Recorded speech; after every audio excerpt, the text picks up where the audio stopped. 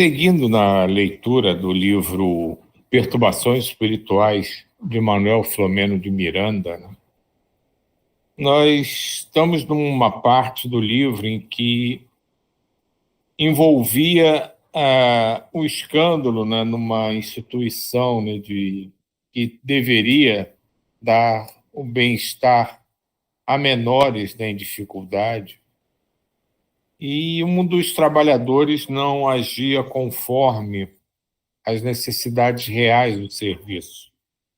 Isso gerou grandes problemas, um escândalo enorme. E nós começamos um capítulo novo na semana passada, que são os desafios e as soluções, em que a equipe espiritual ainda naquele lar infantil, começa a rever, né, e colocar nas dificuldades que a Terra, não a Terra em si, mas na Terra, a humanidade apresenta ainda em relação às relações ainda mal compreendidas e mal realizadas entre os espíritos que aqui habitam. E continuando a leitura, o pastor zela por todas as suas ovelhas e vai buscá-las quando se extraviam nos ínvios caminhos, nunca cedendo ao seu tresmalhar. Sabe esperar, porque conhece o aguilhão da dor, que repõe na senda todo aquele que se extravia. Aqui ele está lembrando, né, que ninguém nunca é desamparado, e em algum momento, por mais desarmonizado, destemperado ou desconcentrado um espírito esteja, vai haver um momento em que ele vai ser chamado de volta para retomar o seu caminho. E seguindo aquela máxima do ou é pelo amor ou pela dor, quando a compreensão está muitas vezes difícil, isso acaba ocorrendo pela dor. Diga, Jay. Poxa, Silvio, que coisa legal. Justamente aquilo que a gente estava conversando antes do início. Saber esperar, ou seja, esperar a oportunidade. Tudo acontece no seu momento devido. Que os grandes espíritos, nossos amigos espirituais, conhecem o momento para intervenção. Isso é muito fantástico. E cabe a gente também seguir esse ensinamento, saber esperar, porque a gente muitas vezes torna-se impaciente, sabe? Qualquer coisa irrita a gente, e é isso que eu estou falando. Você lembrou bem, começou exatamente no ponto que a gente estava comentando. A finalidade da reencarnação é a conquista do progresso, nunca sendo permitida qualquer forma de regressão às imperfeições, mesmo quando são ampliados os débitos pela insensatez e por desmandos. Dispondo dos meios educativos de redenção, o Senhor oferece sempre novas oportunidades de refazimento ao infrator, até o momento em que o espírito se impõe o cárcere da expiação, a fim de aprender e optar pelo que é melhor para a sua conquista de plenitude. Isso aqui que ele fala é muito importante a gente ter em mente, né? Até o momento em que o espírito se impõe o cárcere da expiação. Porque essa coisa de sofrer, da dor, ela é uma escolha. As pessoas não entendem isso e, às vezes, por isso, causa tanta confusão da lei da causa e efeito com a lei do castigo. Você está sendo castigado, está sendo punido. Porque, na grande maioria das vezes, claro que há casos em que a expiação precisa ser compulsória para despertar consciências, mas na grande maioria das vezes, da mesma forma que se escolhe o caminho da dor, as expiações pela que passamos também foram combinadas e foram acertadas com a nossa conivência, com o nosso conhecimento. Porque essa relação do amor ou a dor, às vezes, é muito complexa e confusa em nossas cabeças. E por não conseguirmos nos conscientizar, compreender toda a imensidão do universo ao nosso redor, muitos acham que para resgatar precisa sofrer, precisa passar pela dificuldade. Isso não necessariamente é verdadeiro. Se a gente tiver consciência plena do que fez, compreender as consequências daquilo, a gente não precisa sofrer, não precisa passar pela mesma agrura, pela mesma dificuldade. Mas essas escolhas ainda são feitas pelo nosso estágio evolutivo, que nos leva a pensar dessa forma, para eu ter certeza que vou ser redimido, eu tenho que passar pela mesma coisa. Então é muito importante essa frase, até o momento em que o Espírito se impõe o cárcere da expiação. Porque Deus, porque os espíritos superiores, eles são puro amor. Eles não querem que ninguém sofra, não querem que ninguém chore, mas eles consentem que nós façamos as nossas escolhas e continuam nos apoiando, mesmo que já saibam de antemão que aquela escolha não era a melhor para quem o escolheu e que provavelmente ele vai sucumbir àquela tarefa. Mas eles permitem, continuam ao nosso redor, nos amparando no que for possível, mas eles respeitam a nossa escolha. E isso segue até o momento em que eles acham que aquilo não é mais produtivo. Aí eles interferem.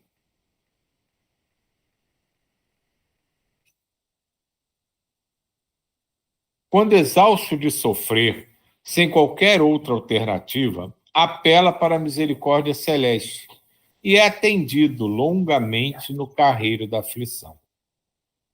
Quando o ser humano compreende que viver é fenômeno biológico, viver bem é conquista de prazer, mas bem viver é conforme as leis de Deus, que se lhe encontram íncitas na consciência, avançará com maior rapidez pela trilha do amor e da caridade, as vias que levam à porta estreita da salvação. Todo o dia foi dedicado à renovação da psicosfera ambiental, o que diminui o impacto do escuso acontecimento. Embora as marcas morais pesadas que ficariam por algum tempo, não faltaram pessoas gentis que ignoravam a situação deplorável da instituição, oferecendo-lhes para auxiliar de alguma forma as crianças internadas.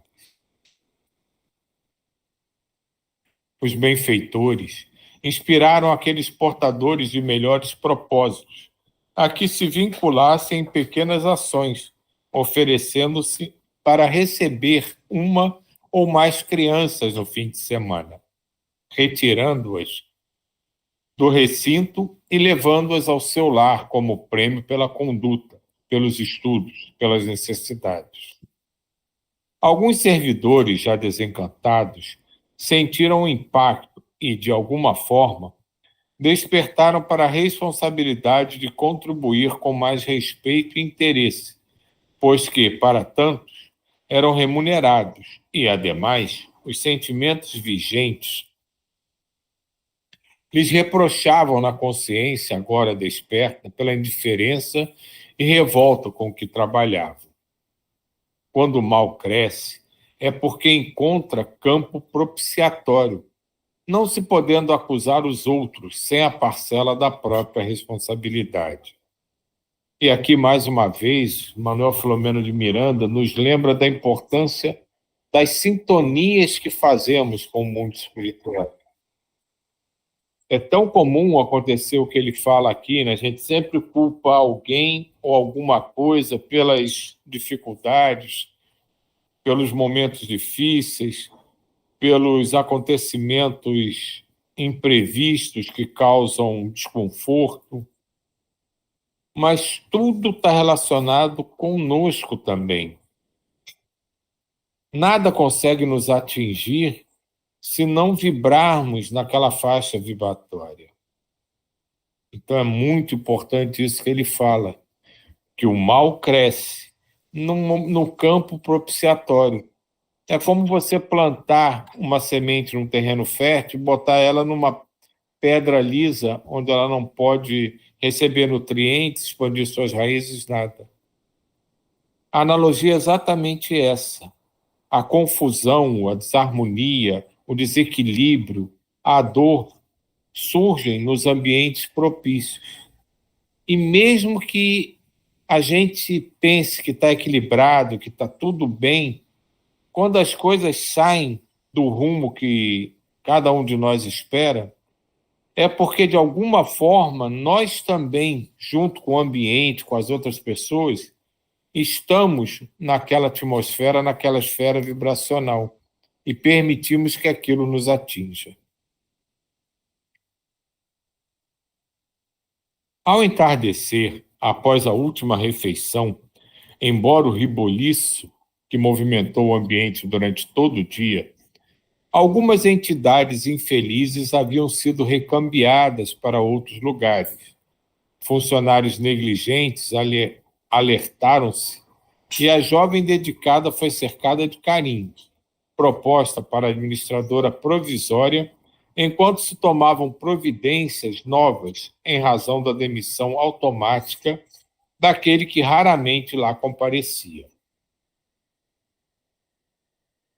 Encerrando o nosso labor, quando a noite desceu suavemente, Dr. Bezerra reuniu-nos sob uma árvore frondosa e orou muito emocionado, agradecendo a Jesus as suas bênçãos e proteção, ao mesmo tempo em que suplicou o apoio para aquele lar que ia tomar forma de reduto familiar, e não mais de presídio, onde se atiravam as vítimas da sociedade e as abandonavam. Ante o brilho das estrelas, retornamos à nossa sede, onde nos aguardavam atividades mais complexas, pois que fomos informados de que se preparava uma invasão das forças do mal para aquela noite. Demos-nos conta de que um mês havia transcorrido desde que chegáramos àquela nobre sociedade para o labor de cristianização dos membros que se haviam desviado da trilha do Evangelho, seduzidas pelas vãs imposições mundanas. Inúmeras outras atividades haviam nos chamado a atenção fora das que vimos relatando, todas vinculadas ao programa de cristianização das criaturas humanas e de devotamento aos valores éticos propostos pelo Espiritismo.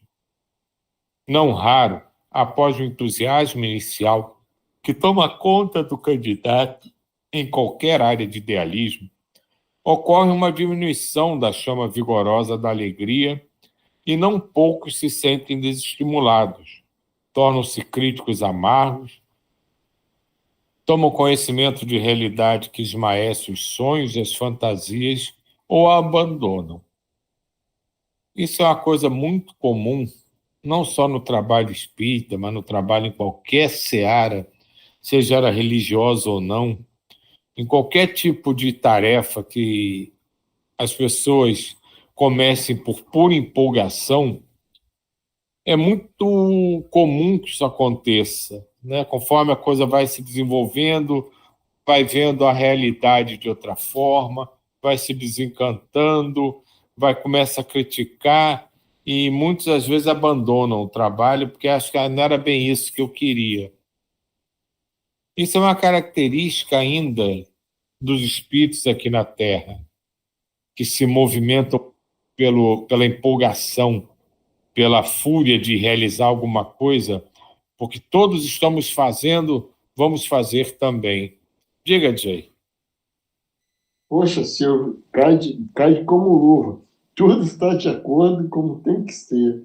De novo. Só que a pessoa não tem essa visão. Então ela quer ficar escolhendo. Eu quero assim, eu quero assado, fica sempre pulando de galho em galho. E quando ela tiver essa consciência de que tudo está no lugar certo, na hora certa, tudo certo, pelo menos no sob meu entender, isso desaparece. É isso só que eu queria falar. Verdade. De igual maneira, descuidam-se dos objetivos essenciais e permanecem na superfície da proposta inicial, procurando desvios que atendam aos interesses imediatos, diversões que sirvam de complemento ao trabalho. É neste período que a vigilância decresce e surgem as influências perturbadoras, tanto do mais além como da convivência fraternal. Vê como ele fala aqui, né? Desse mecanismo, né? Que você começa por empolgação, depois vai se desestimulando, e isso dá margem a você criar uma atmosfera que permite a conexão com outras desarmonias, com outras energias desestabilizantes, né? E aí pode permitir, né, a influenciação, a piora de todo o quadro, porque se abre a porta para que uma sintonia negativa seja feita. Diga. Justamente isso que eu li do livro interessante, Trilhas da Libertação, que é um médico que ele dizia que era médium só no centro espírita, e depois saía para a gandaia. Então, quer dizer, a sintonia está perfeita. Ele não consegue manter aquela vibração. Aí você imagina a responsabilidade dele, que ele passa a ser um canalizador, não do que ele deveria falar, entendeu? Mas de outros seres que não estão naquela faixa vibratória, que muitas vezes as pessoas vão no centro espírita buscar essa orientação e são passadas de forma errada. É só isso que eu queria acrescentar.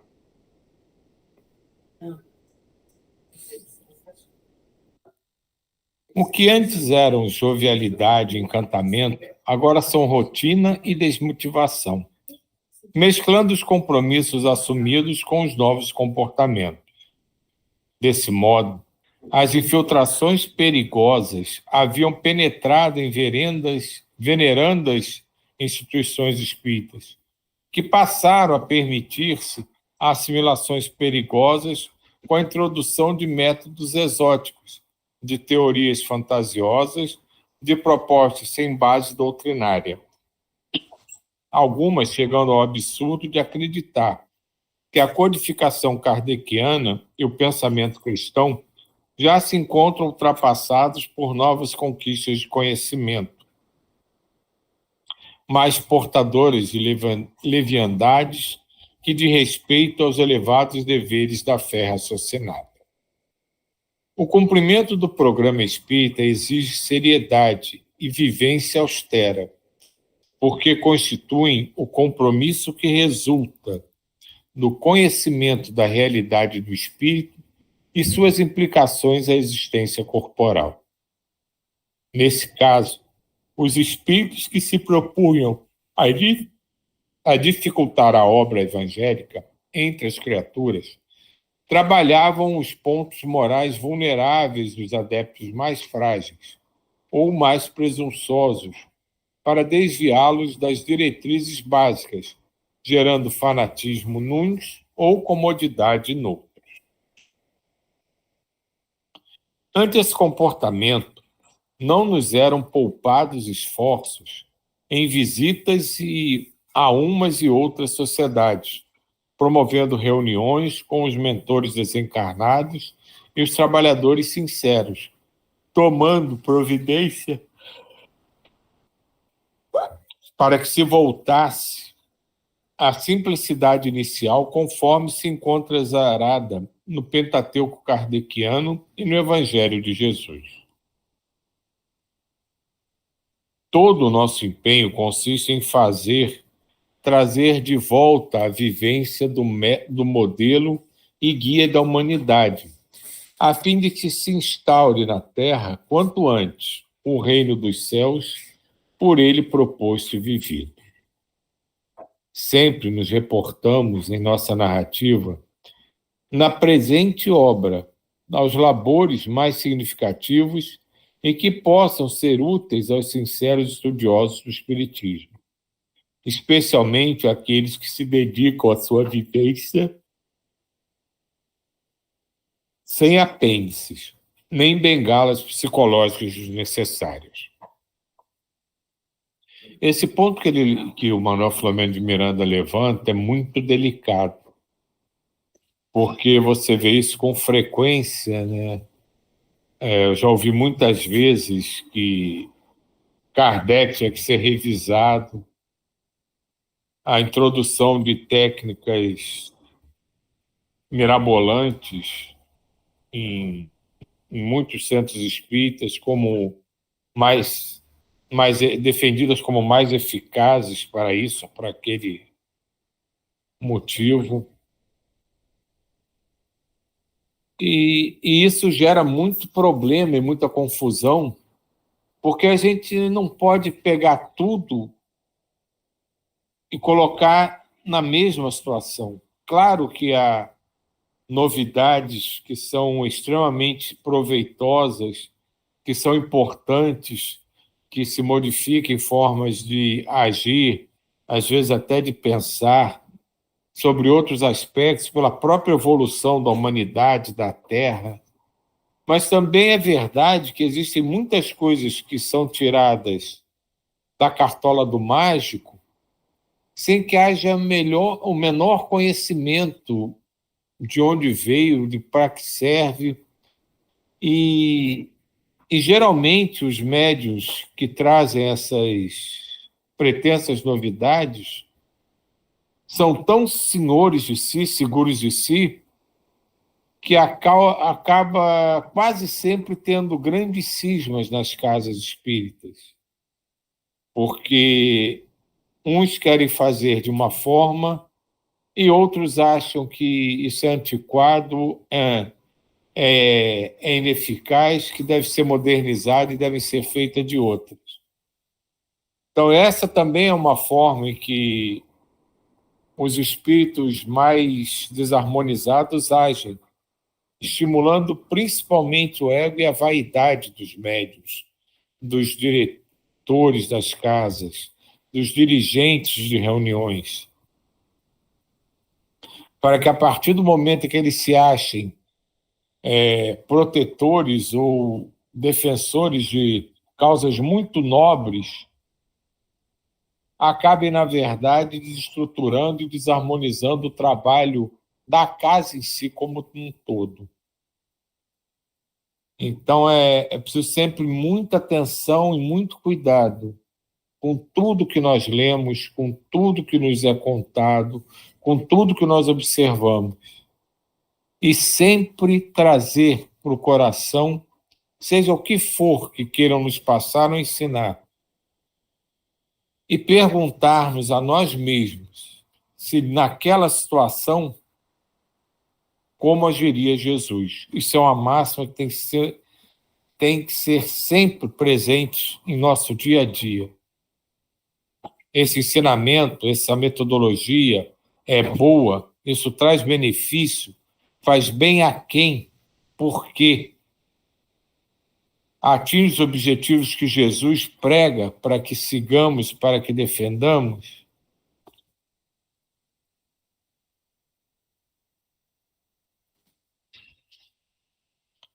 O Espiritismo é uma âncora de segurança para a barca da fé na imortalidade, e fora dela são bem poucos seguros os instrumentos reveladores da continuidade da vida após o túmulo, pois que é, sem dúvida, o consolador que Jesus prometeu.